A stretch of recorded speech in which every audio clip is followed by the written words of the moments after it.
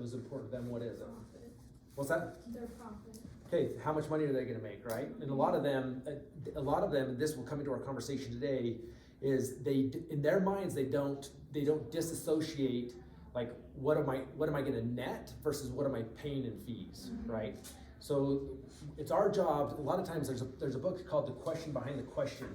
One of the biggest things that I would want you to learn as a real estate agent is to really listen behind the initial question, because normally the first question someone asks you really isn't the question they want to ask you, and they don't ask you the question they really want to ask you for one of two reasons.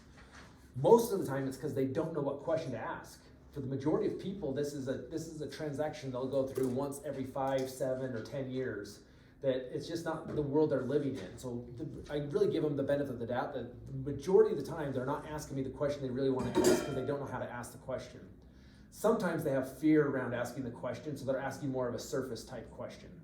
So normally anytime I'm sitting in either a listing consultation or buyer consultation, the most important things to them are, number one, am I jiving with this person? Do I really feel like they can deliver? And then on the other side of that is, okay, I see the value I'm getting from this person. Now, anytime they look at value, then they're gonna look at price, right? What am I paying for this? And so if you don't do a good enough job of articulating your value up front, so say you only build a value stack this high, and then you come in with a price stack this high, they're not gonna feel comfortable with that, right? But if you come in with a value stack this high and line up a price structure with this, they're gonna associate that and be like, okay. So one of my coaches taught me early on something that I really want you guys to remember and resonate. Price only becomes an issue in the absence of value.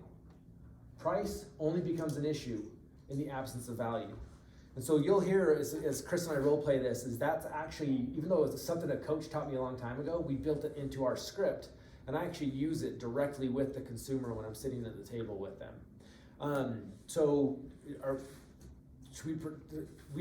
Let's talk through like a listing presentation, which one of the things that I'd love to do is I'd love to come model an actual listing consultation for you guys of how I do that.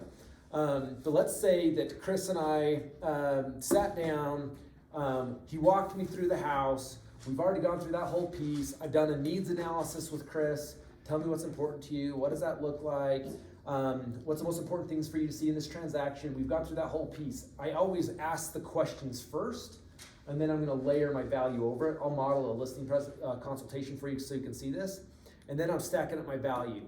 And then when we get to the point of me making the point with Chris of like, okay, when you and I first sat down, Chris, you outlined for me that the most important things for you was a really smooth transition, meaning that as we were showing the house and things like that, that we weren't putting you out, that your family could still live here and those type of things, and that we were able to net a certain amount of money on your home. Mm-hmm. So as we walked through the value and the marketing plan that we're bringing together as a team, do you feel like we're able to accomplish the goals that we're setting out to do? Sure.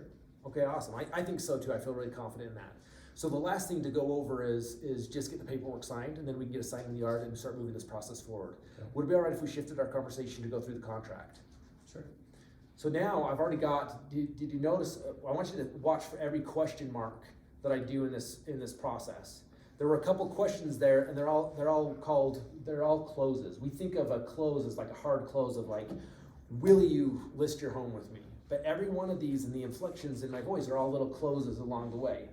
So before I've even talked about price, have I got Chris in agreement with me, right? He just gave me permission of like, I'm in agreement of that's what I want to accomplish. We've got a game plan to do it. All we have to do left is go through the contract. So at this point, I've already gotten to that spot. Then I'll pull out the contract and we'll start walking through the contract. And we walk through the main pieces of the contract. I can model that in a different conversation, but I want to focus on the pricing piece. So then I'll walk through and we'll get to, there's two costs associated in the contract.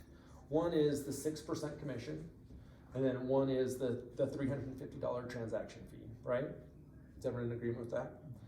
So there's two pieces of this. So they've already agreed to the value. Now they want to feel like they're getting a good deal. They're paying a fair price for the value they're getting, right? And so I'm really going to gauge that piece of it. So one of the things that you're going to see, particularly in a very competitive market, is they're going to bring things up like, I met with Joe Johnson last week. He told me he'll do it for 5%. or do you have, or sometimes they'll say like, oh, do you have any room in the price, right? So they're going to bring those pieces up. So as we get into this, and again, I'm going to kind of rush the conversation because I want to focus more on the fee piece. But if we get to the contract piece and say, oh, all right, Chris, so for the compensation piece, we're going to list a home for 6%. Just so you're aware, one of the biggest things I'm going to do is there's 20,000 other agents in the state of Utah. I'm going to go out to them and offer 3% of that money to them for representing the right buyer. Now, obviously, I'm working on your behalf. My job is to protect you through that whole transaction and making sure that we're working with a great buyer, with a great agent, because I want to make sure that they're earning that piece of the commission and showing up to help us accomplish 1, 2, and 3 that we outlined at the beginning of the conversation. Okay. The next piece of the puzzle is we do have a $350 transaction fee that's going to be paid out of closing as well. This is not something that's due and payable up front. It's only if and when we're successful in selling your home that's going to be paid out of closing. So there's no money out of your pocket for that fee. Okay. So I don't have to pay for that fee? So you're going to pay for it at closing, but not up front. Does that make sense? Yeah.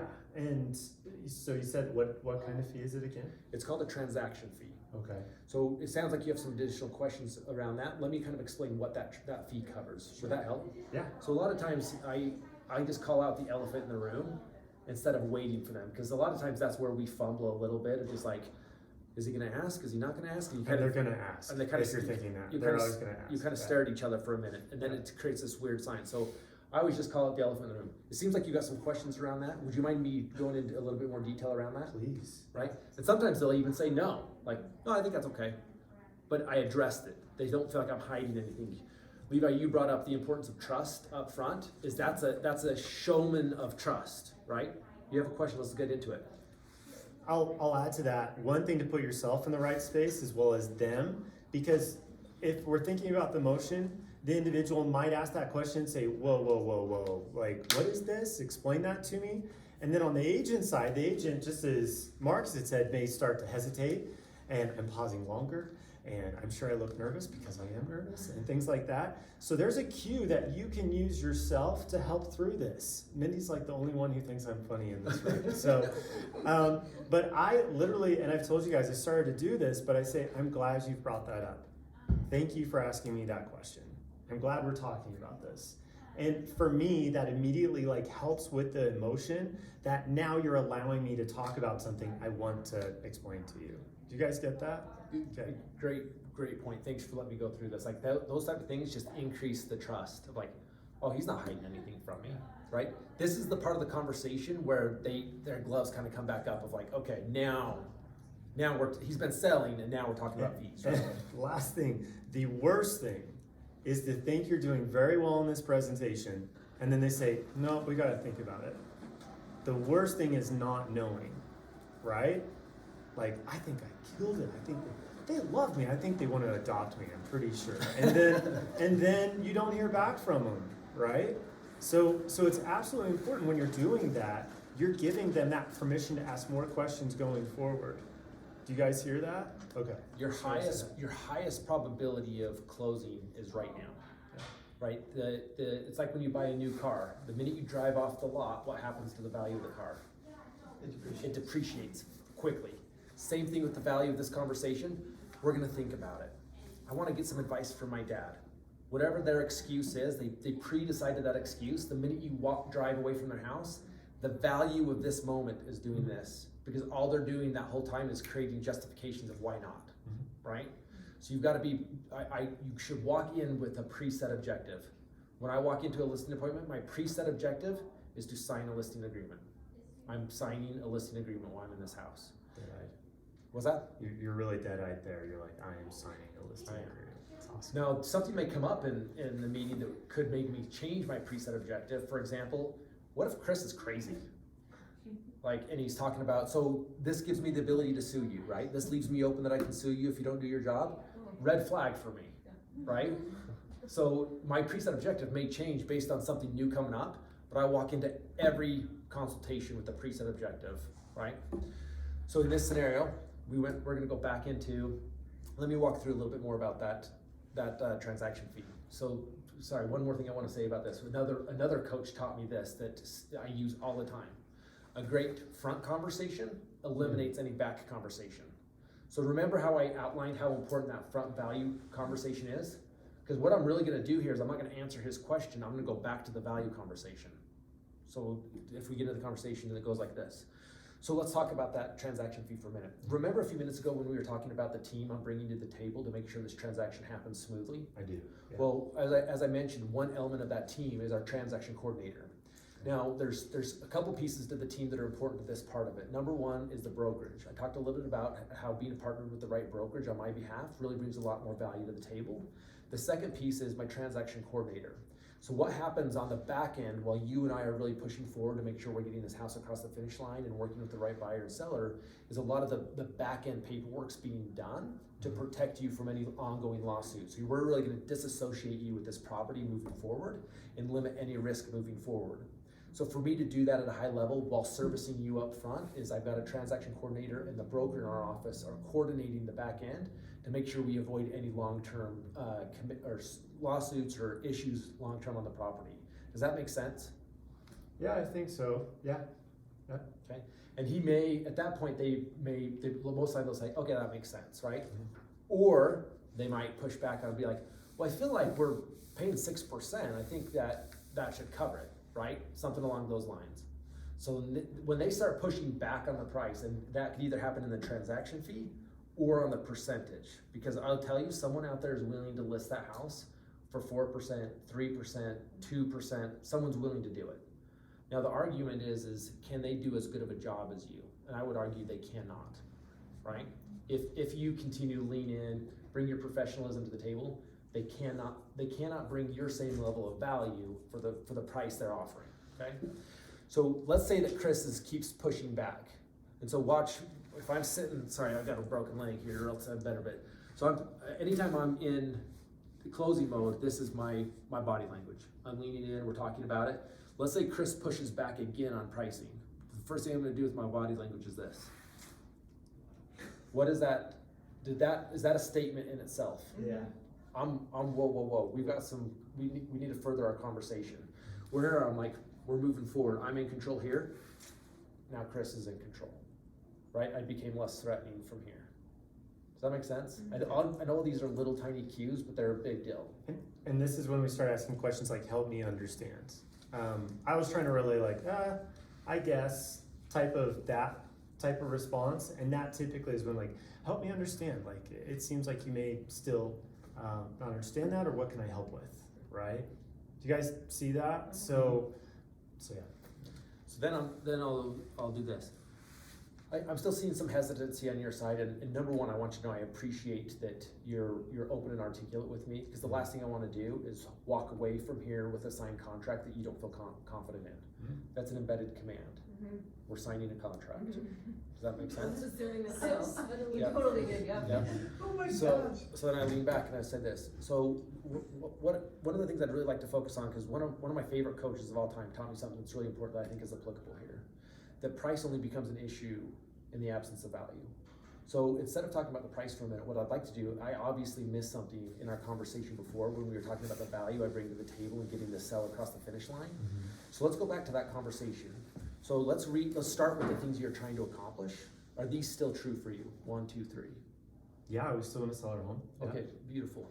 And then do you see an error in the game plan that I'm bringing to the table to execute on that game plan? No, I think it's good. In fact, it's better than the other agents I met with. Awesome, and I appreciate you saying that, because the truth is, if you told me today, Marcus, you're a jerk, I don't want to work with you, I've never heard that before, but let's say that you did. The truth is I could go get on the phone today and I could find an agent who would do this for 5%, 4%, 3%, and there's probably agents out there who would even do this for 1%. But I will tell you, the level of professionalism in our marketplace is not the same. That's the reason why 3 out of 10 homes that list historically in our marketplace do not sell. And there's a frustrated seller on the other side of this because they were promised things, promised the game plan that they could not execute on. Okay. Does that make sense? Yeah. So one of the things that I want to do is I only want to make promises I can keep. And I want to make sure that at the end of this, that we have such a good relationship that in 5, 6 years from now, when you're ready to do this again, I'm your person. And when your mom decides she wants to sell your house, that you're really excited about referring me to your mom, your brother, your sister, your cousin, and all those wonderful people look just like you. Okay. You good with that? Sure. So going back to that understanding that I'm matching up your needs with an executionable game plan of how to accomplish that, do you feel like this is a fair price for us to move forward? Notice my body language has changed again. Yeah, I do. It's just the 350, that fee. I went through selling a house a while ago and I don't remember seeing something like that on there. Yeah, So- okay, I get that.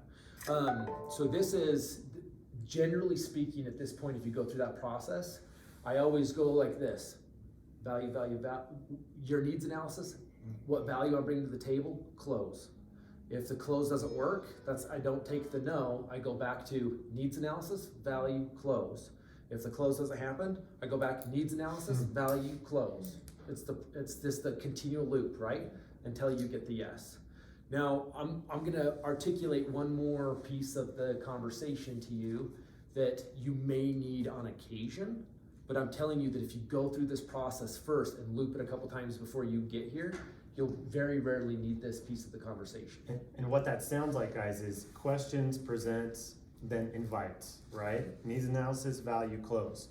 What do most people do? Value, and it may not have to do with what my needs are. So that's why you have to go back to the needs analysis, right?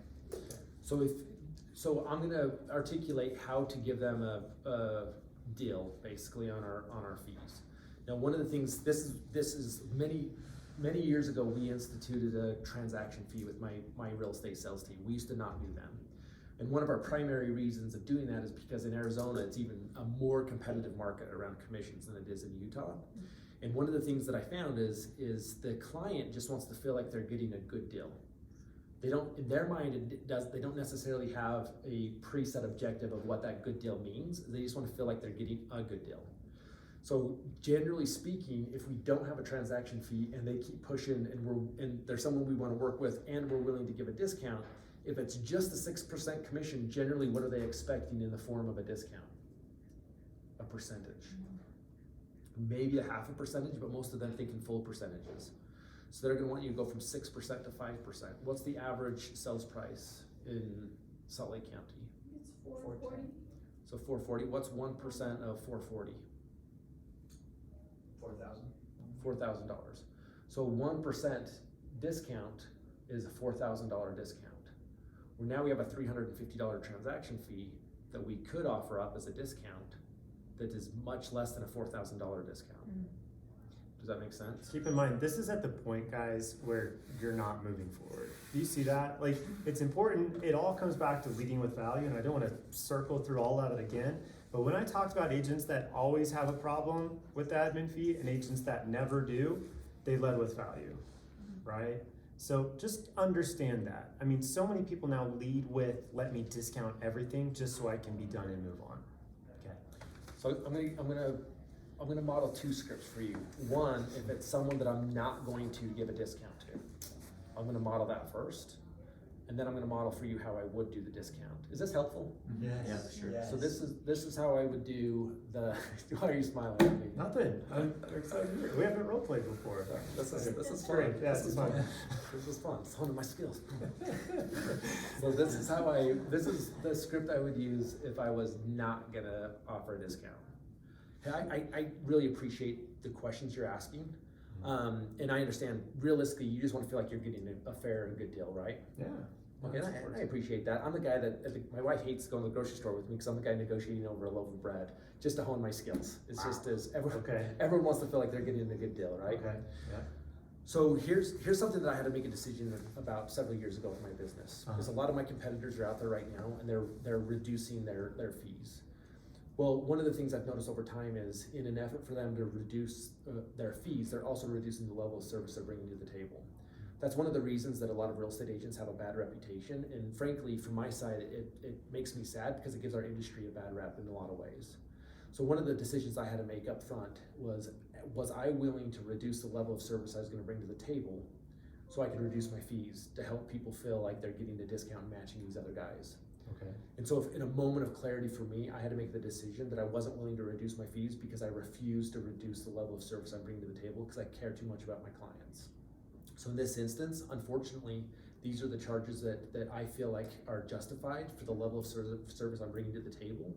And if you feel like this is not the game plan for you, I completely support you. And I can refer you to a couple other agents that you may want to talk to. Their plan is not going to look like this though. Would you like me to refer you to someone else or are you ready to move forward today? So that would be if they pushed back a couple times, and no, I will tell you that most of the time they're just like, no, we feel like you're gonna do a great job, we're excited about it. And then I'll soften the approach by saying, I'll tell you what, if at the end of this transaction, I didn't show up in every way that I'm outlining here, I will eat that transaction fee, no problem for you. Is that fair? Sure, sounds good. Okay. One thing I would just add, the wording is very important, right? So I loved every part of it. I would say like the unfortunately word, like usually we never want to add, usually we never. Yeah. Does that make sense? You don't want to add language like that because that starts to feed the negative language, like the no's. I don't give no, I give options type thing. But I love it. Yeah, that's great. And normally if I use, that's called a presupposition, right? You think about presuppositions. Fortunately, unfortunately, certainly, frankly, these are basically, if it ends in an ly, it's a presupposition. A lot of times I'll use opposite presuppositions. So like if I say unfortunately, you'll see like pretty close behind it, I'll say, but fortunately. So I'm pushing on a negative, pulling on a positive with an opposite presupposition. Does that make sense? What I'm hoping you're picking up on this is you have to be a student of the game. This is not something that I woke up one day like, I think I want to learn about presuppositions, right? This is years and years and years of practice. So when you say practice, like define that. Practice and role play, just like this. Well, role play, yes, but also you have to be willing to get out there.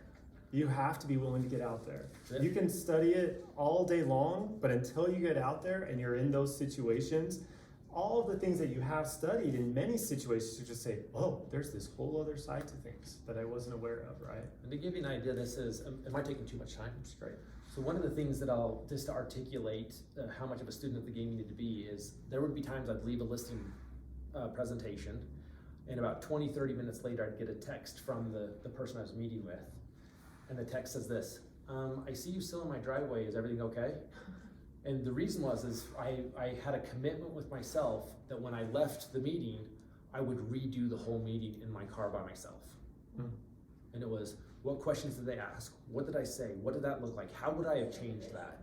And I probably looked like a crazy person out in my car talking out loud, redoing a whole meeting, but it was because I was a student of the game. Does that make sense? That's excellent. Do you want me to role play the discount piece? Or no? We partially went into that. I'd like to hear your side, sure. Yeah. So if I'm gonna do it earlier and I'm not, like some people you recognize, like I've already pushed them to their point, like they're either gonna shut me down or we need to move forward. So one of the things that I would do, and you guys have the ability to do this as part of the UHS network, is that I'll say, hey, I completely understand where you're coming from. Like I understand too, I always wanna make sure I feel like I'm getting a great deal. Like the thing that makes me excited is that you're in agreement with our game plan and you can see the massive amount of value we're bringing to the table. But as one last effort to show you how serious I am about being your real estate professional and partner in this, what I'm willing to do is I'm still gonna make the investment in the transaction coordinator. I'm still gonna make the investment in that brokerage relationship. Like that's money I'm still willing to invest because that's too important for this transaction for us to accomplish what we need to. But because you're ready to move forward today, embedded command, move forward today, I'm gonna eliminate that $350 transaction fee, and I'll cover that personally because we're moving forward today. Is that fair? Sure. Sounds Okay. good.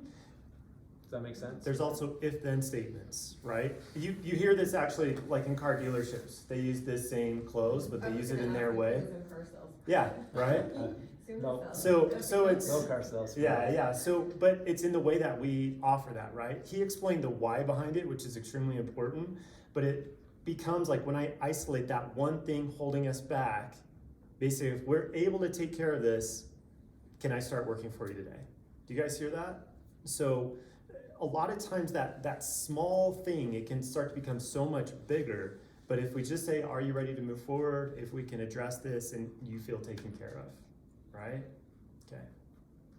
I'm just texting my 2:30 and telling her I'm gonna be late. Is it 2:30? What questions do you guys have around this? So if we take away that $350 fee, then that would just come out of our commission at close.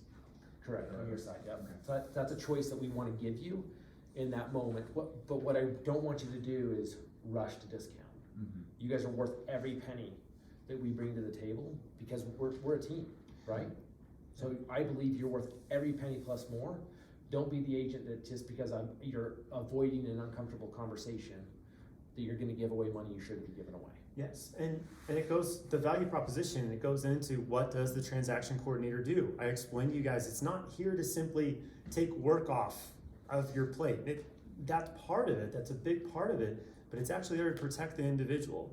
One question, something I bring up at times is, there are attorneys that charge $1,000 an hour and attorneys that charge $200 an hour. Would you say that this is one of the biggest investments you're gonna make? Is this a very important investment to you? Would you first go to the discount attorney or the discount provider before finding out exactly what you need to get to the finish line? Right? So it's important that we're there to be able to explain to people, like, it's about, again, value. People will talk like brass tacks on like saving money, but you need to help them see how much money they make from it and how much more they're protected by working with you through the process. Okay? And then one more question, so, and then if you're working with buyers, like, say I have buyers right now, like, it would be the same fees, because they're still gonna get the same benefits. If we haven't discussed that with them before, and I've already signed documents with them, is that? Have you already Well, modeled that's like a why buyer consultation? What's that? Have you modeled like a buyer consultation already? You mean like role played it together? Within the like listing consultation, are we also redoing the buyer consultation as well? Yeah, I think I haven't looked through that one completely to see if it needs to be updated, but it should be pretty close. Yeah. And if you feel a little bit differently on this, I'm open to suggestion, but one of the biggest things I wanna make sure we're doing in the buyer consultation is we're protecting your commission. Because even as the market gets more and more competitive, there are listing agents out there that across the table, they say, I'll do it for 3%. Well, their intention behind that is that they're gonna keep 3% of it and offer nothing to the buyer's agent. So one thing you can't do because of your fiduciary duty, and you'll see agents do this, is you can't pick and choose what properties to show your client based on how much commission is being offered. So I really wanna make sure that we're doing our buyer consultation in a way that we're helping them understand the buyer is committing to a 3% commission for this value I bring to the table. Same process, needs analysis, value, then we go into contract, right? And then when we have the 3% commission, the good news is a lot of the properties that are listed across the MLS, the seller is willing to pay that commission for me as your real estate professional to bring you to the table and help with the transaction. Unfortunately, there are some listing agents out in this marketplace that are not telling the seller that they're offering no buyer agent commission on that side, and then it just becomes a negotiation game. So one of the things that I'm gonna do really well with you is, as we're showing properties, I'm gonna help you understand the properties that are offering to pay my commission on your behalf and the ones that are not. And then if we find a property you love and there's a gap in that commission if they're not offering it, what we're gonna do is we're gonna talk about strategy going into writing that offer of how we're gonna get the least amount of money out of your pocket at the closing table and still make sure that this compensation is being paid. Is that fair?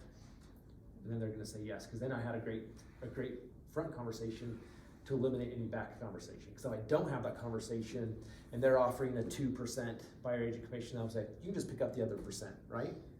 Right? Then that doesn't feel good to them. Mm-hmm. And from a sense of ease, is it easier to have, obvious question I'm throwing out to you guys, softball question, easier to have that conversation on the front end, or is it easier to have that conversation when the issue arises, right? So. Does that help with your question? Yeah, for sure. And like, I'm looking in here, we got 6 of you guys that are all really committed to your careers and committed to each other. Just like Chris and I just sat down and did this now, I would encourage you guys that you guys should be, every day, grab one of you and say, can I give you my listing presentation? Give me 3 objections. And then a good role play partner always pushes back a little bit and creates some objections, but always gives the win at the end of it. Right? That is, in my mind, that's a good role play partner. Is don't just be the guy that's always pushing back and being like, yeah, you suck. It's push, push, push, let them win. Mm-hmm. Then you flip, go back, push, push, push, objection, objection. Don't be, on the other side of that, don't be the guy that's always the yes man too. Like, sure, I'll list with you at 10%, let's do this, right? So we got partners right here that you guys want to see each other succeed. Good? Valuable, guys? So valuable. Good. Marcus, One of these days I'm gonna script off of you. I'm gonna learn. You're and gonna I'm pass me up. I'm coming for you. It's just becoming a student and just playing the game. So awesome. Okay. I'm excited for you Thanks, guys, guys. though. This is an exciting time to be in business and make it happen. And with Chris's leadership, I know you guys can crush it. Anything else? No, that's it. There were additional, we'll work through it ourselves together, but having Marcus here at times, we'll go through, I didn't get to go on the side of overcoming objections, but we will have additional ones. So I know we talked about in the past, like how many transactions have you done when someone qualifies you? We did go into the value add a little bit. I mean, it's kind of the same, right? Whether it's the admin fee or protecting your commission, it's stating your value, right? So, and helping them see that like you are bringing more value to the table, that it's not all the same. Typically it comes from the side of everyone does the same thing. That's their belief. Everyone does the same thing. What's interesting in statistics, when people are looking for the value that a buyer's agent brings, they actually, like 90-something% of it leads up to finding a home and getting under contract. They have no idea about what you're doing to bring value going from start to close, right? So it's absolutely important that you're able to verbalize that. Thanks, Marcus. Thanks, Lucas. Thanks, guys. Thanks for letting me play.